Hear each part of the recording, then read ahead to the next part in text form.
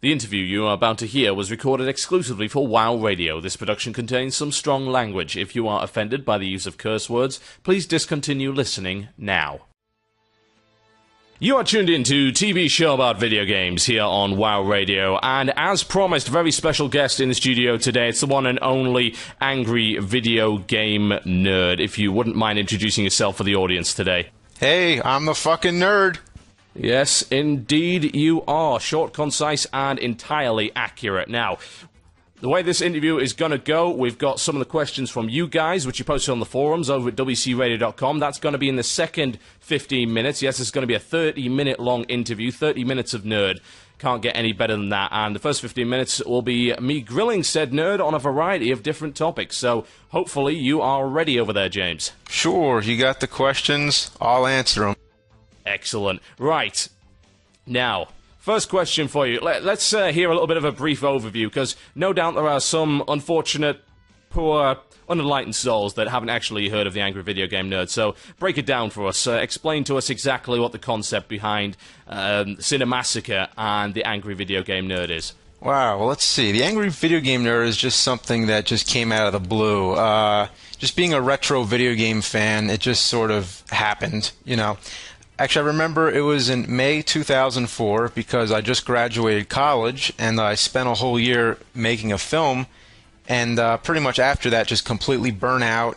And, you know, once you graduate college, you know how it is. You get bored, you get depressed, and then you're like, all right, I need something to do here. So I came up with this idea to take an old Nintendo game and do a video review of it. And you know, it was a game that I remember playing a lot and loving, but then, you know, you look back sometimes and you're like, you know, that game was crap.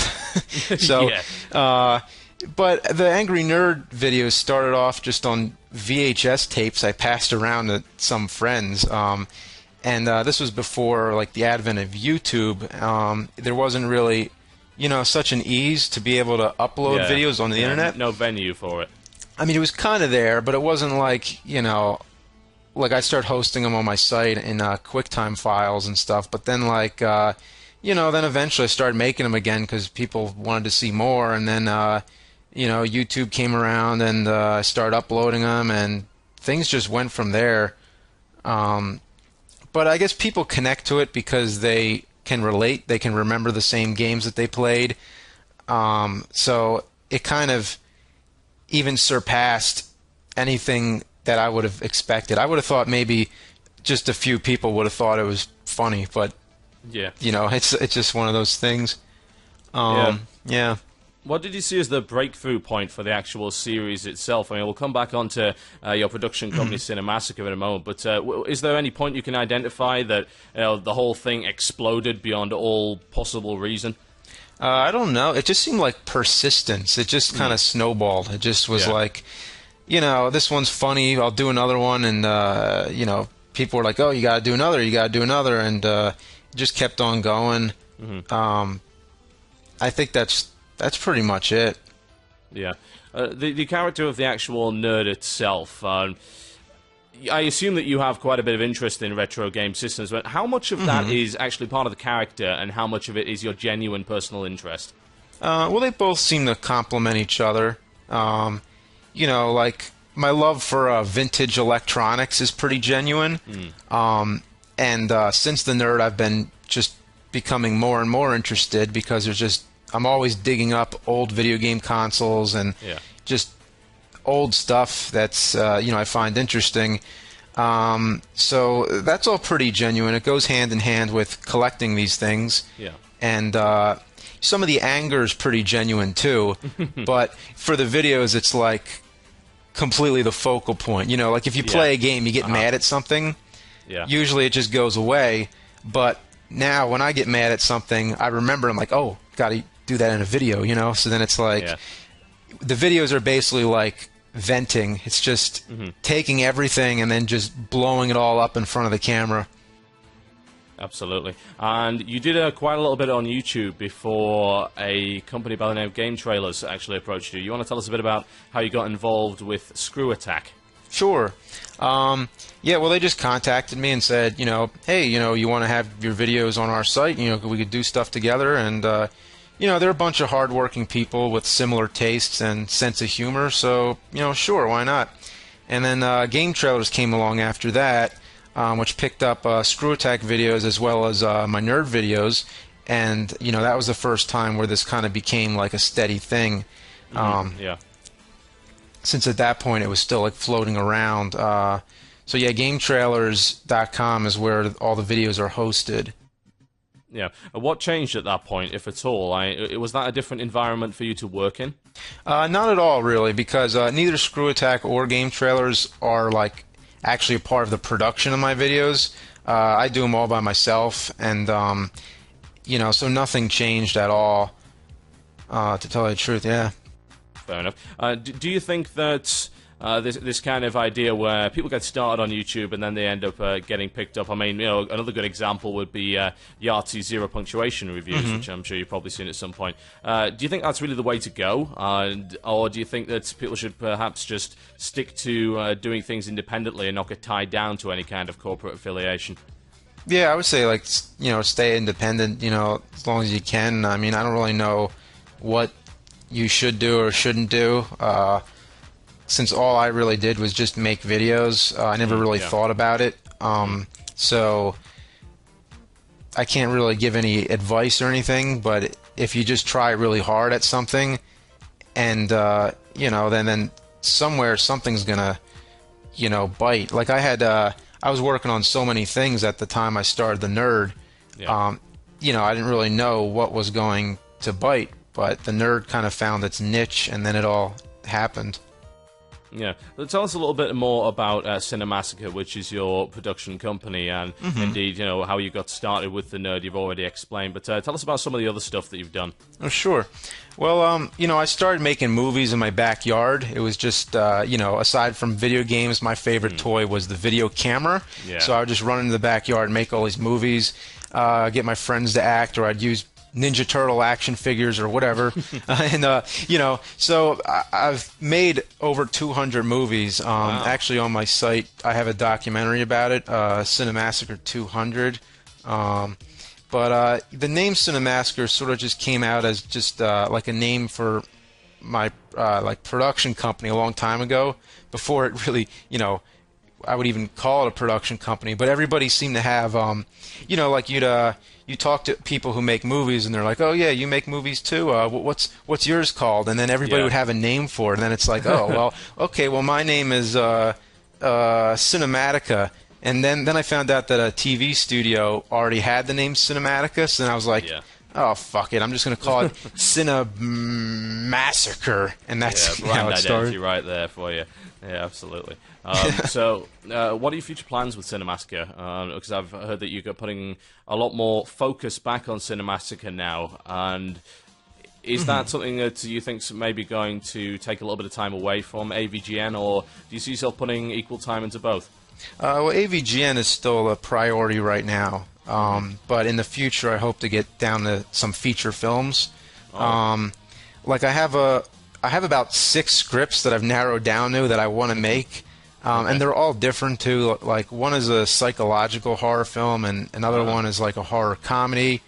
And there's one of them is actually starring the Nerd character, which isn't going to be a 2-hour game review, but there will be game reviews in it. So it's kind of like, so some ideas are more commercial than others. So it's not like I really want to alienate my audiences right away, but it's kind of, I'm really spread out a lot. Yeah. So because the Nerd was really snowballing, like I said, it's kind of just, that seemed like the most sensible thing to focus on. Yeah, Plus, of course, they're really fun to make too. I mean, it's a lot of work, but it's just like, as much as I love them, there's still tons of other things that I plan to do, and so I guess to answer the question, feature films. Yeah, and you said that they take quite a long time to do. How long would you say that it takes to put together the average length movie? Like a nerd movie? Yeah, a nerd video. Yeah, well, usually I usually say around like 30, 40 hours, which I'm pretty fast. I think usually it would take longer. But they're all different.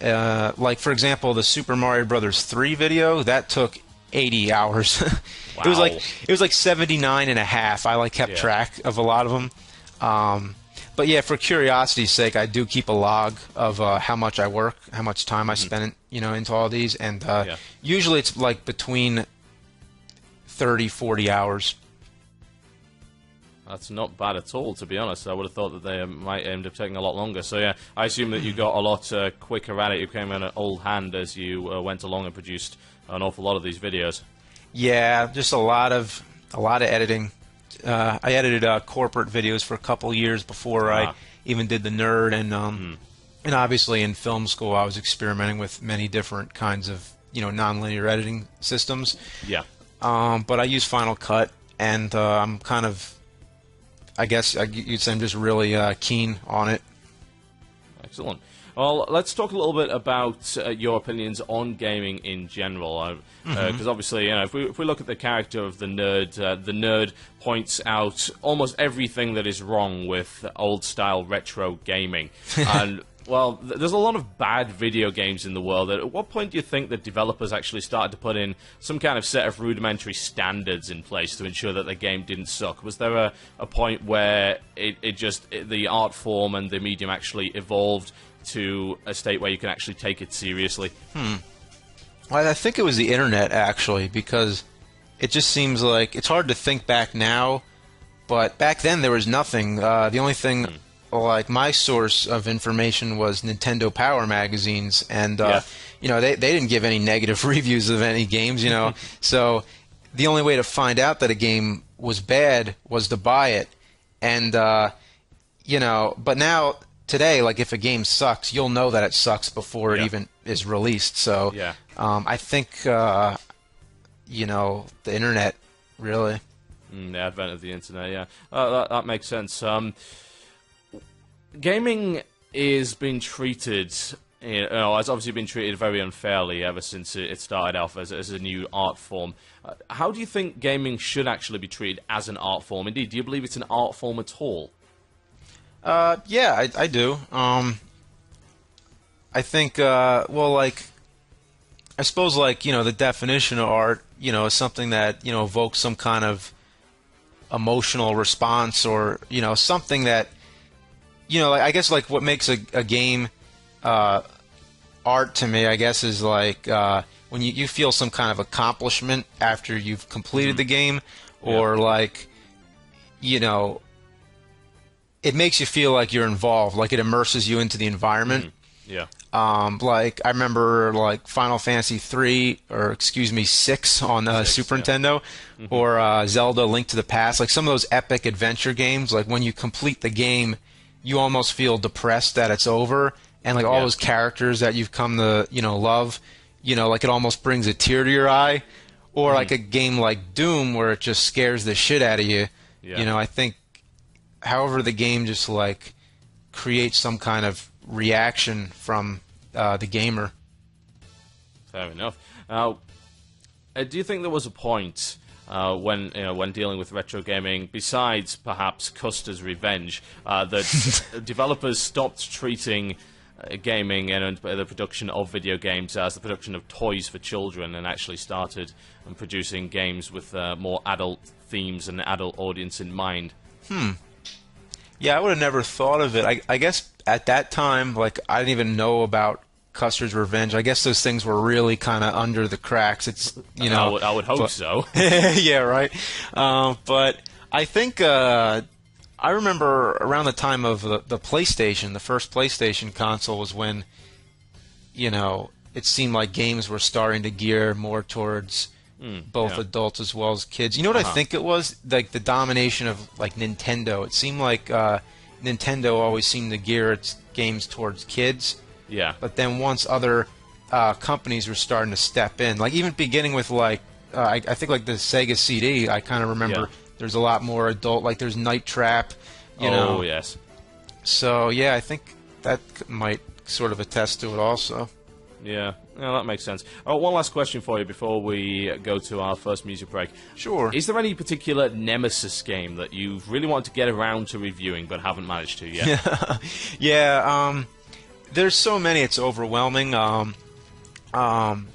not that I won't list too many of them, obviously, but one that's a really big one is Action 52 on the NES. Yeah. But just knowing that when I eventually do that review, it's going to be a very long one. It's going to take a lot of time to do, so Yeah. I'm holding off on that one for a little while, but Action 52 is on the list, and to begin with, it's a very weird-looking cartridge. That's a good start. That's Yeah. always a good start. Yeah, it always is. Okay, well, we've got some musical stylings, as it were, coming up. You actually requested something from us. Do you want to tell the audience a little bit about that? Oh, okay. Well, it was just off the top of my head, but Blaster Master always kind of had a good opening tune, so... Excellent. Well, Yeah. we shall play that one. That was on the NES, if I remember correctly, yeah? Yeah. Excellent. Well, my name is Total Biscuit, and we have with us James, also known as the Angry Video Game Nerd, and this is the theme from Blaster Master for the Nintendo Entertainment System. We'll be right back after this. You're listening to WoW Radio on WCRadio.com. Hello, sir. Welcome to Game Shop. How can I help you today? Yeah, I'd like a WoW time card, please. Okay. Just give me a minute. While you're at it, would you like to pre-order a copy of the new EverQuest expansion? Not especially, no. I don't play EverQuest 2. Oh, that's okay. We meant the original EverQuest. So, shall I put you down for $5 on the No, pre-order? no, I don't play either EverQuest 1 or 2, just WoW. Can I get a time card, please? Sure. While you're here, would you like to sign up for our discount card? It's only $25 and you get 10% off all used console games. Well, I'll be honest, I only come here a couple of times a year, and I don't even own any consoles, so could I just get the time card? Sure. Time cards. Oops, sorry. Looks like we're all out. We should be getting some next week. Why don't you try another game? We've got a great deal on RF Online this week when you buy 3 copies of Grand Theft Auto. Yeah, I'll see myself out. Hey, are you interested in putting down a reservation on that door? Let's be honest here. Why waste time when you don't have to? If you need codes and you need them now, the place to get them is MMOcodes.com. Fast delivery, great prices, and a wide variety of games to choose from. MMOcodes.com is the place for time codes and product keys. Get everything you need from MMOcodes.com. Game codes provided by gamers for gamers. Sounds of Blaster Master, classic from the Nintendo Entertainment System there, and this is TB Show About Video Games. My name is Total Biscuit, and our special guest in the studio today is the one and only Angry Video Game Nerd. Welcome back. Hey. Excellent. Now, we've got some listener questions. For the last few weeks, we've been giving you guys the opportunity to submit questions for the nerd, and I've got a big old list here to fire his way. Got about 15 minutes to try and cover all of them, so we're going to get right to it. First question comes in from The Summoner, and he says this: what was your favorite episode out of all of the ones you've ever done? That's a really hard question, but I guess, like, there's so many different ways I can think about it, but it begins with the game. Like, what was really the worst game that gave me the chance to really dissect it and pull out all these flaws? And one of the more recent ones, I think, that really gave me a good chance was the Wizard of Oz game on Super Nintendo. So Wow. I think that was a really good review, just because there was so many things wrong with the game. But I also, one of my favorites is the Texas Chainsaw Massacre video. I just really like how that came out. And I also really like the Deadly Towers review, because that one was all done by the fans. Like, I just basically took all fan quotes and, like, put them all together. And it was fun for me because, well, for one thing, it was really easy. I didn't have to write anything. And the other reason really was because I felt, for once, I actually felt like an audience member to one of my own videos. And because a lot of times I'm like, okay, is this funny? Is that funny? But this time I kind of was able to weed through and just be like, all right, this is funny. So Yeah. It's always nice to be able to get that outsider perspective on an insider job. Yeah, exactly. Cool. Now, we've got one from here from Sue, I think, and he says, what are your favorite games consoles, and how many different systems in total do you actually own? A lot. Way too many. Yeah. When you own a Philips CDI, that's having too many. Oh, Lord. Oh, dear. That thing was horrible. Yeah. And I take it that was not your favorite console. Oh God. Oh, that's one of the worst. Yeah, that thing was atrocious. Yeah. So I think I own at least 20. So I don't know. Haven't really counted them recently, so I'm not sure. Yeah. Yeah. And do you actually get any systems in? Because I've seen on a couple of videos that you mentioned that viewers or affiliates have sent you games. Have you actually had to bring in systems from anyone for particularly rare games or anything like that? Sometimes, like I guess in some of the videos, like I try to credit people whenever I can, which is hard to keep track because I get lots of stuff sent to me, and then it's like, all right, who sent this and who sent that? So a lot of times I'll put a little sticker on the back and write their name or something, and then when I eventually review it one day, I'll be like, hey, this is from this person. So, yeah, it's hard to keep track, but off the top of my head, I remember some of those Atari games were donated, like the Atari porn ones. Oh, those are absolutely ridiculous. Yeah. So sometimes, I usually get like common stuff in the mail. Like I'll get, I'll get like the classic NES games, or like ones that are pretty common, you know. But that's fair enough. Yeah. Now I've got a question here from Calon, and this is a bit of an interesting one. It says, will you ever review E.T. for the Atari 2600? I heard it's bad. Heard it's bad.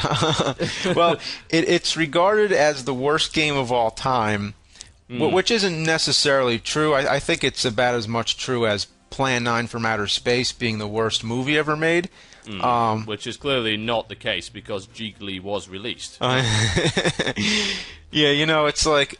And it's also a very similar game to Raiders of the Lost Ark on Atari, since they were both made by Howard Scott Warshaw. And he was kind of a pioneer. Like, I think at that time, like, he had full control over it, so he kind of made games that almost, like, played with your mind. Like he was almost like the Andy Kaufman of gaming. So both Raiders of the Lost Ark and E.T. both have that same kind of, like, disjointed feel to it, where you don't know what you're supposed to do in the game. Yeah. But for whatever reason, E.T. is the one that got most of the attention.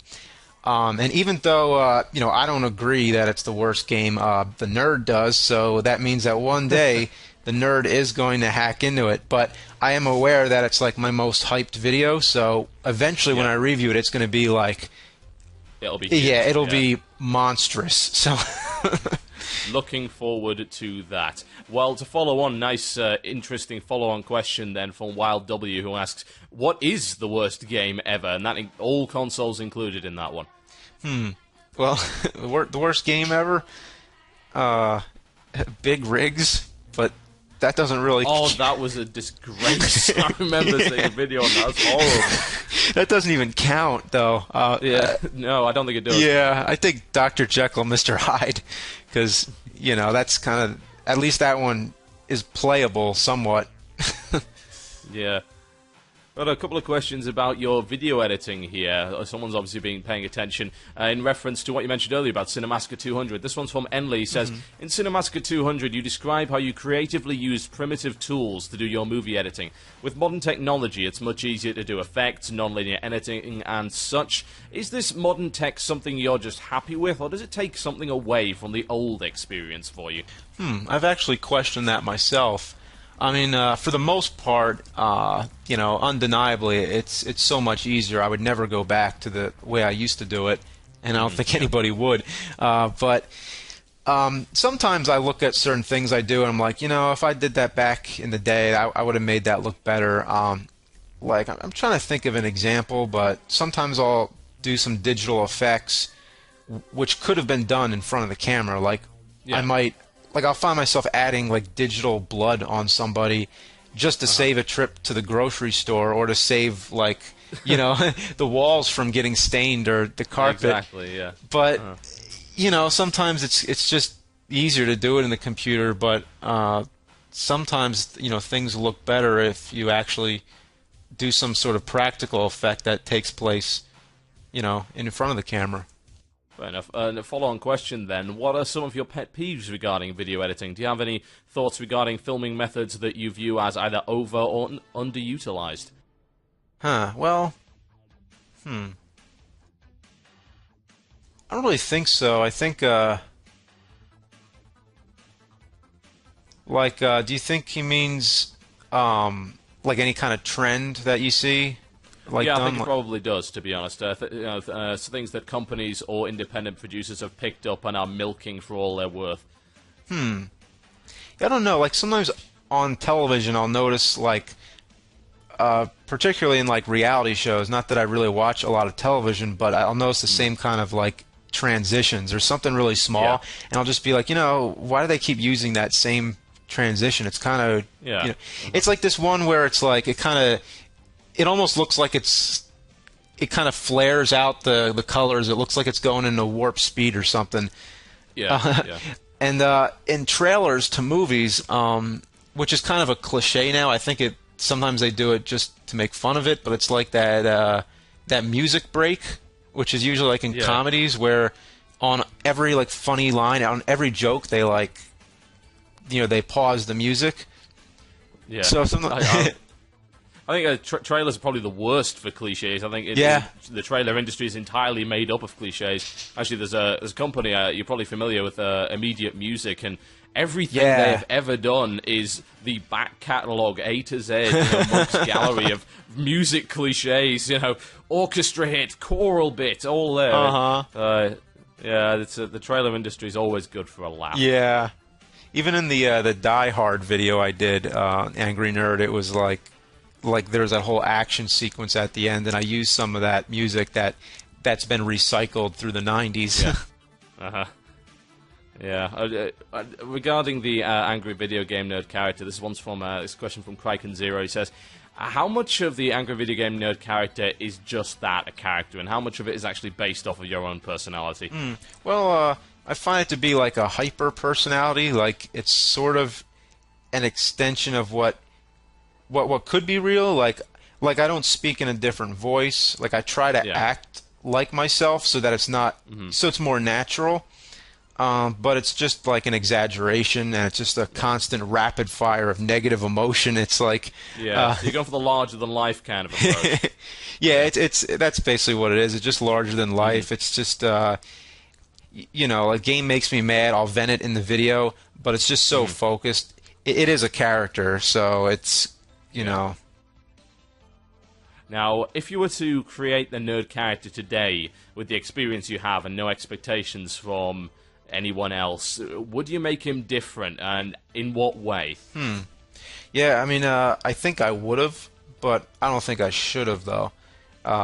Like if I were to start it all over again now, I would probably try to make him more of a character so that the joke is more obvious.